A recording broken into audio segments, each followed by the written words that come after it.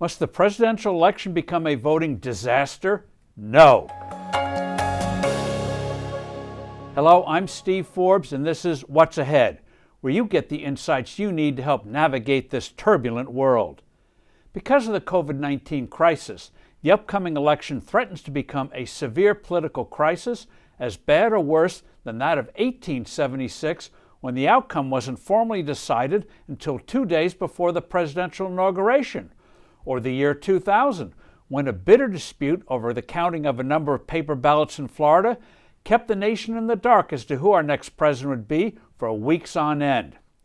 The Florida debacle was ultimately decided by a divided Supreme Court. That crisis involved only one state. The political horror waiting for us this November could involve numerous states where the outcomes are likely to be close. A worst-case scenario could involve both candidates holding inaugurations on January 20, 2021.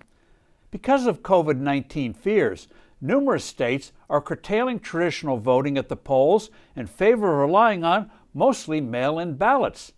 This year's primary season gives us a taste of the possible disasters to come. Over 558,000 mail-in ballots were invalidated because of various deficiencies, such as missing various deadlines.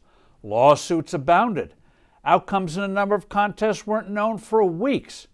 And this is just for primaries where turnouts are far, far lower than a general election. Sadly, it appears many states aren't taking sensible steps to mitigate this foreseeable disaster. First and foremost, we should remind ourselves that thankfully, the scale of the pandemic is a fraction of what it was a few months ago, which leads to one approach: open a large number of traditional polling places and let people vote in person with appropriate distancing and the wearing of masks.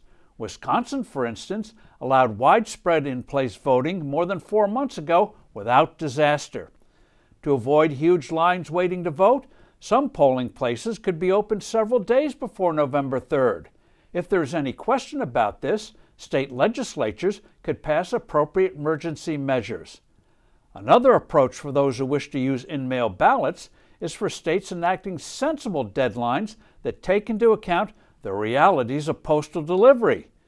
States could also start the task of validating and counting mail-ins as they are received, instead of waiting until Election Day itself or even after, as some states do now.